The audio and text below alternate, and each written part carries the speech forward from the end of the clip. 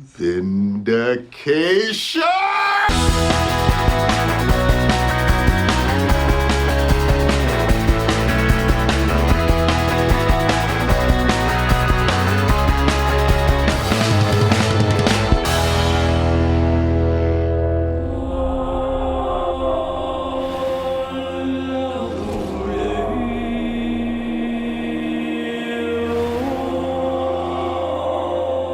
The bell's been rung.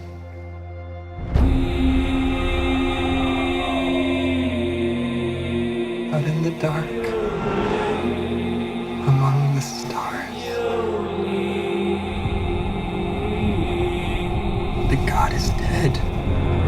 How's it going, guys? Welcome back to my channel and time for another episode of Luke's Reviews. On today's video, well, some said it didn't exist, some said that it did exist but would never see the light of day, but many clung on to the hope that one day it would happen, and here we are, Zack Snyder's Justice League. Now, I know some of you might be aware of this, and I promise it won't take too much of your time, but I think for those of you who aren't aware of what the Snyder Cut actually is, here is just a very brief history lesson.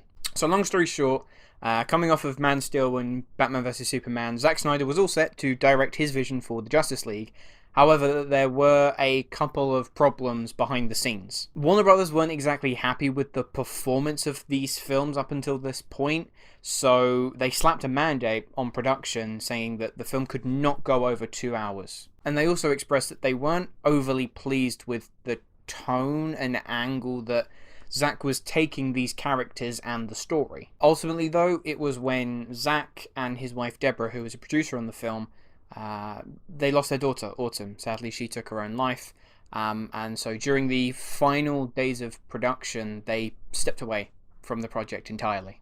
But Warner Brothers still had a deadline to meet, so they brought in Joss Whedon to kind of wrap things up, except that in doing so, they provided tons of rewrites and reshoots, ultimately changing the tone, the style, some story and character elements, cutting so much and not really delivering on Snyder's overall vision. Lo and behold, the movie is released and the reception's pretty mixed. For Snyder fans, it felt like a bit of a departure from what they were used to, from what Snyder had laid the groundwork out to do. And I think for everyone else, it became very clear that there were two authorial voices here. You've got Zack Snyder versus Warner Brothers / Joss Whedon, and they're butting heads so much that it ended up feeling very messy and choppy. Reports soon came out about the substantial rewrites and reshoots, and the fact that there was a lot of what Zack had already filmed left on the cutting room floor, so thus began this fan movement to release the Snyder Cut, and the rest, they say, is history. So in terms of a plot synopsis, the bare fundamentals are predominantly the same. Batman, Wonder Woman, Aquaman, The Flash, and Cyborg must band together to stop Steppenwolf from gathering the mother boxes to summon Darkseid and destroy the planet.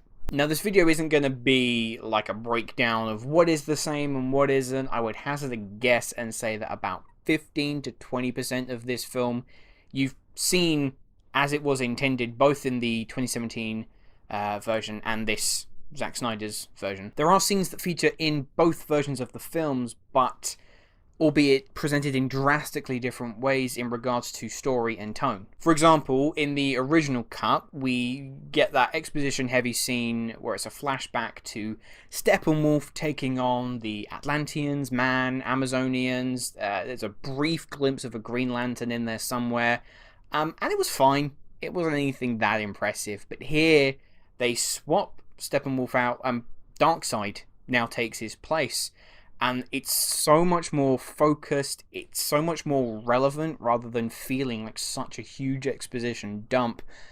And it gives more credence to who Darkseid is, whereas he was really scarcely touched on in Whedon's version. And Whedon's version was very quippy. I mean, that is his kind of hallmark, I guess.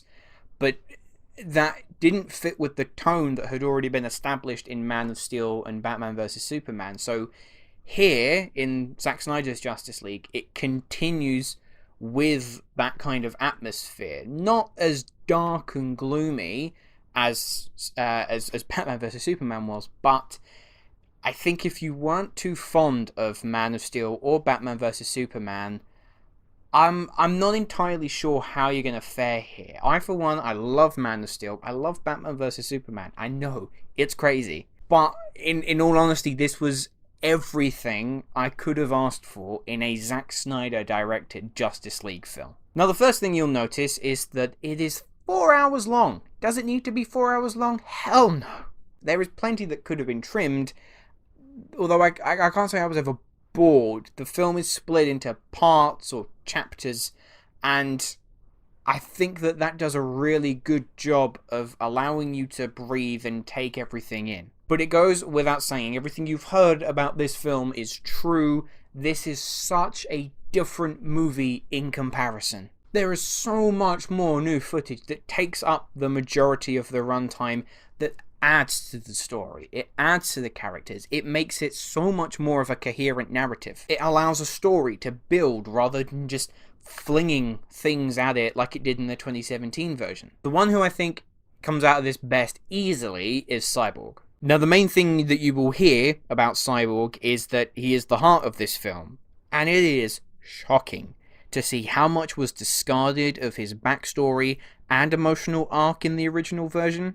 Ray Fisher got shafted by that cut. He's so good in this, and Chris Terrio, who is the screenwriter for the film, he does such a good job at delving into this kid whose life, it looked like, was taken away from him. He was brought back to life by his dad, but he's encased in this mechanical shell. Now, there is a whole bunch of drama going on with Ray Fisher and Warner Brothers behind the scenes, so I have absolutely no idea if we're going to see any more of Ray Fisher as Cyborg, but I am praying that we do. I think he is fantastic in this film.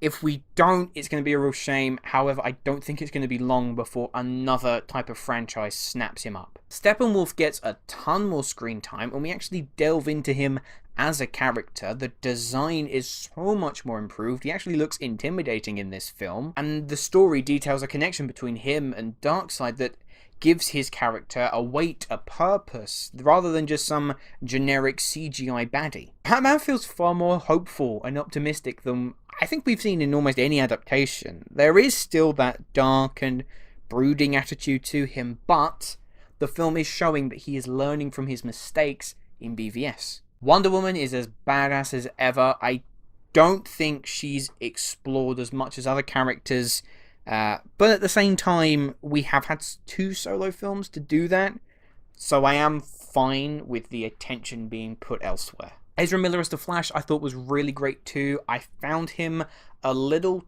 too much in the 2017 version, but here I think his humour is used very nicely. And we get to see some powers from the Flash that, as a lifelong comic book fan, I honestly didn't think we would ever get the chance to see that be translated onto screen, and it is so awesome when it happens. Even Aquaman gets more to do rather than just say, alright, or my man, all the time. It works well as a story feeding into his eventual solo film, which kind of reinforces the fact that there was somewhat of a plan before the spanner got thrown in the works that these films would somewhat bleed into one another.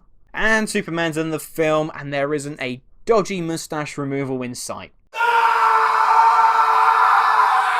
He gets roughly about the same amount of screen time as he did in the original cut, but look, say what you want about Man of Steel, but Zack Snyder knows the character of Superman, and he has so much passion for him. I am in love with this incarnation and where they leave things.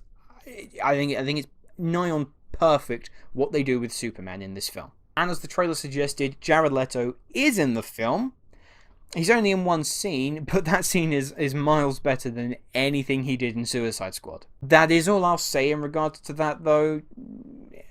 Spoilers surround it. The film even improves on the score. Zack Snyder initially hired Tom Holkenborg, Junkie XL, to initially score the film for his version, but when Whedon took over, he fired Hulkenborg and replaced him with Danny Elfman, who I think gave quite an uninspiring score considering it's the Justice League. Hulkenborg, however, goes for broke. This score is grand, epic, brilliantly matching the tone that Snyder is laying out here. I think that is the fundamental improvement about this film, its tone.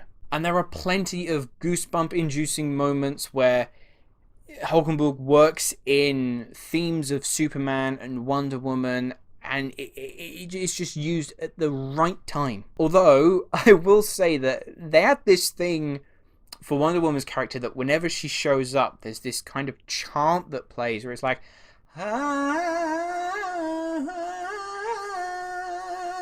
that's once or twice it would have been fine, but it literally happens every time she shows up. The action feels a lot more in tune to how Snyder shoots his action. There's a lot of slow-mo. Definitely way too much slow-mo, but far more spectacle, especially in that third act. The third act does take place in the same setting as the original cut, but could not be more different. It's probably one of the best finales in the DCEU period, but also one of my favourite final act battles in any comic book movie ever. I wouldn't say that it rivals the ending of Avengers Endgame, but it's what it should have been for a Justice League movie. Ultimately, though, this film feels somewhat cathartic. Whether you like Snyder or not, you have to admit that for a filmmaker to have his vision ripped away from him, I mean, no one ever wants to see that. So for this kind of redemption, the fans kind of coming together to say thank you and give our thanks back, it's always filmmakers thanking the fans. So the fact that us fans are able to kind of give our thanks back and allow a filmmaker this chance to show us what he wanted to in the first place, I just find that quite inspiring. This version of Justice League is the definitive cut and should have always been from the start. To see it come to fruition and a worthy adaptation of the Justice League hit our screens made this comic book fan's dreams become a reality.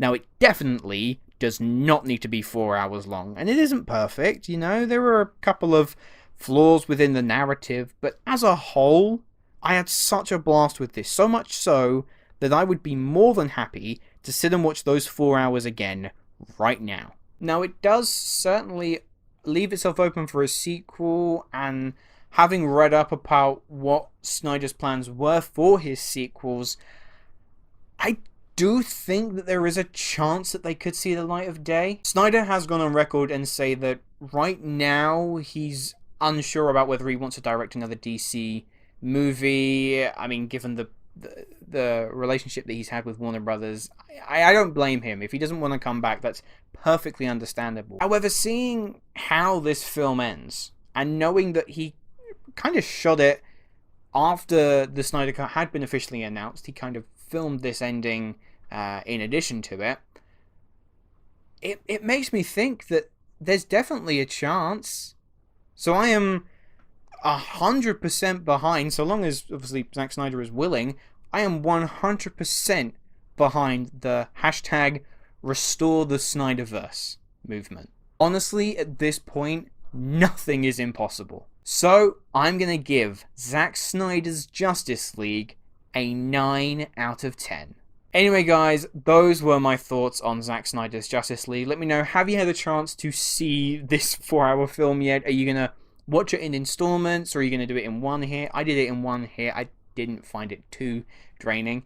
And I also want to know, would you like to see more of this Snyderverse? Are you behind the movement, or are you quite happy that you got this one and they should just kind of leave it to rest now? Now, I am going to be doing a DCEU ranked video that's going to be coming up very soon, as well as putting together a cool little fan edit that I'm going to have out sometime next week, so be sure to subscribe to my channel if you aren't already. Thank you ever so much for watching, and I will see you in the next video.